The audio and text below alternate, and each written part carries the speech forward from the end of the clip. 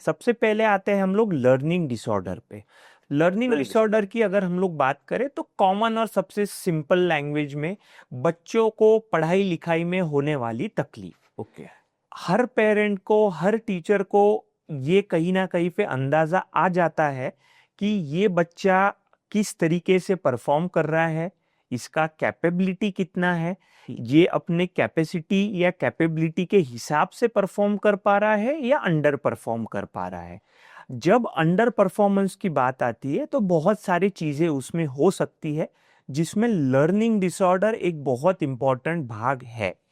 मान लीजिए आपका बच्चा सेकंड स्टैंडर्ड में है, he is not able to understand, he is not able to comprehend कि क्या उसे पढ़ाया जा रहा है, तो आप रिटर्न में कैसे एक्सपेक्ट कर सकते हैं कि वो अपनी कॉपीज कंप्लीट करेगा, वो एग्जाम्स में अच्छी तरीके से अपीयर होगा, वो कंसंट्रेशन फोकस से पढ़ाई करेगा, वो सिंसियरली स्कूल जाएगा? तो डेफिनेटली ये पॉसिबल नहीं होने वाला है, बिकॉज सभी चीजें उसके लिए काफी डिफिकल्ट है।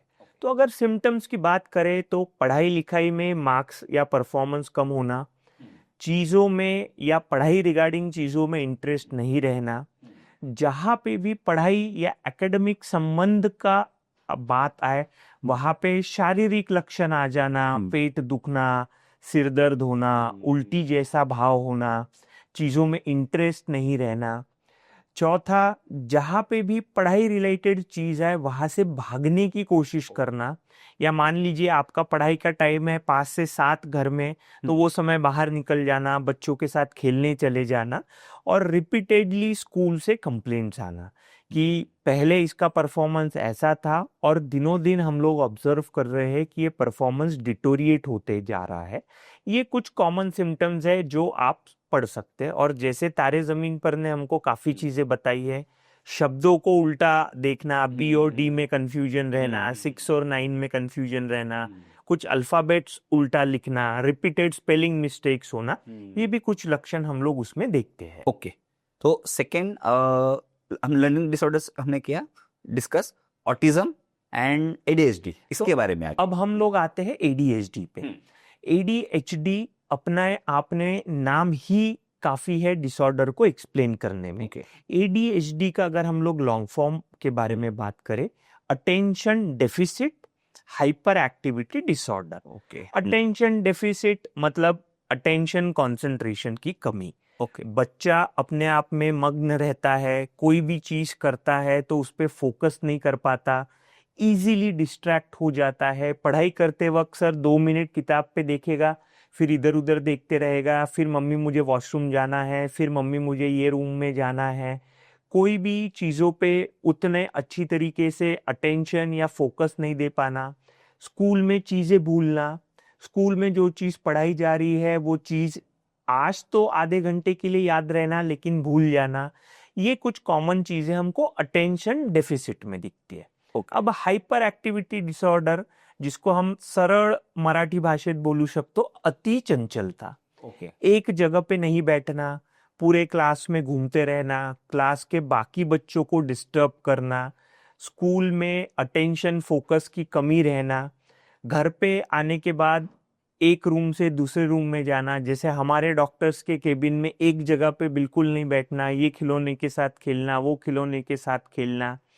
कोई भी स्पोर्ट अगर खेल रहा है तो पहला मुझे ही खेलना है, जैसे आपको बैटिंग बॉलिंग करना है तो पहले बैटिंग मुझे ही करना है, फुटबॉल में गोल मुझे ही मारना है, तो अपनी टर्न के लिए वेट नहीं करना।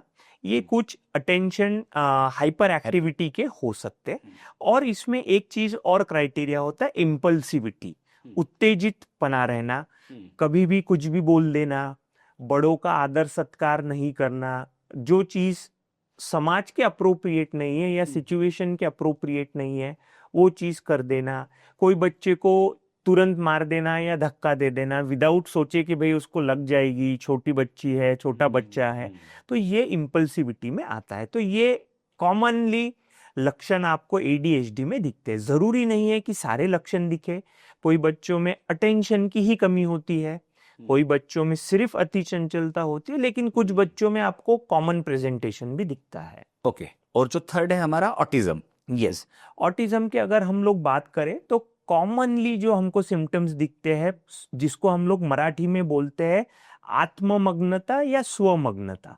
अगेन नाम ही कुछ हद तक हमें डिसऑर्डर के बारे में बताता है। बच्चा अपने आप में खोया हुआ रहता है। फॉर एग्जाम्पल, अगर बच्चा कहीं खेल रहा है तो वो अपने आप में ही इतना बिजी रहेगा कि आजू बाजू के सिचुएशन में, आजू बाजू के रूम में क्या चीजें हो रही है वो उसको अफेक्ट नहीं करेगा। कॉमनली जो पेरेंट्स ऑब्जर्व करते हैं कि बच्चे को नाम से पुकारने पर भी वो उनके तरफ ध्यान नहीं देता है। कितनी भी बार आप बोलो, अगर आप 10 बार बोल रहे हो तो हो सकता है कि शायद एक आधे बार आपके पास देखे। जैसे हम और आप एक में एक से आई कांटेक्ट कर रहे हैं, एक में एक से आंखों में आंखें डाल के बात कर रहे हैं, वो चीजें बच्चों में नहीं रहना। जैसे छोटे बच्चों को सोशल सिचुएशन में या सोशल होना ज्यादा पसंद होता है, छोटे भाई बहन, बड़े भाई बहन के साथ खेलना, मम्मी पापा के साथ खेलना, दादा दादी के साथ खेलना, ये चीजों में जीरो इन्वॉल्वमेंट रहना। कोई भी सोशल फंक्शन में जाते हैं तो अपने आप में ही मग्न रहना, अपने आप के एज के बच्चों के साथ इंटरेक्शन नहीं करना।